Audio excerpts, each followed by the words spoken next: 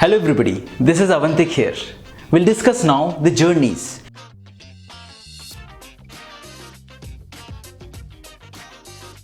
The first journey is for the people who are very new to this, they're bootstrapping. So without confusing or giving a lot of options, let me put it forward this way, that Python has been the most successful programming language when it comes to adoption of machine learning. Don't get into other details, just start with Python. Start with basic programming first. Try to access databases, try to create classes, try to read data from tweets. Do all these activities to build familiarity with Python. Followed by that, start NumPy, Pandas, right? Spend some time doing data wrangling on Titanic dataset, on employee exit dataset. They're very simple datasets. Once you have built some expertise around it, time to start machine learning part. And scikit-learn is the most fundamental machine learning library available in Python. And it's very rich as well. So start with simple datasets, simple algorithms, try to take step by step and go further. Remember not to get bogged down with finer details, because machine learning is horizontally very deep, vertically much deeper, right? So don't get bogged down on a specific topic if you're not able to get it. Leave it for the time being. Come back and visit it after some time. It's okay. And it's always important to tell yourself, move on.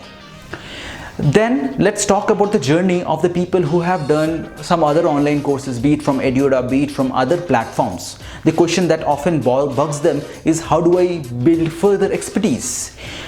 Don't shy away from solving problems from Kaggle. Take a data set, build on it, work on it. And remember, this is not the only part of machine learning product. You have a lot of things happening before it, you have a lot of things happening after that. Okay, so try to think of how this model will be getting deployed, how this model will be getting all the data from, right? Think about all these aspects. And once you are comfortable with the entire ecosystem, think about getting into specializations like deep learning and all. So in case you're already working in machine learning products, right, and you're working in single node machine learning and all that using scikit-learn, you would want to take this further so that you can work on big data, right? This is where Spark comes into picture. You want to do distributed machine learning, you want to deal with petabytes of data. Okay, so this is where Spark for machine learning, Kafka for streaming the data, Cassandra for storing databases, right? All these things comes into the picture. And you may want to explore more on deep learning now, which is much more suited for images, texts, videos, right? And the popular libraries for deep learnings are TensorFlow from Google, you have PyTorch, you have CNTK from Microsoft, and many more.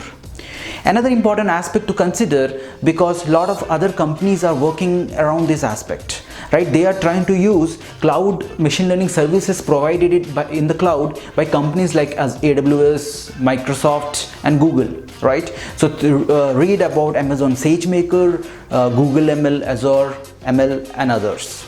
Okay, so this is how the journey should be. Start with basic and try to complicate the situation by taking into consideration a lot of other options available. Thank you guys, and remember one thing, don't give up. Carry on the learning path. Thank you again.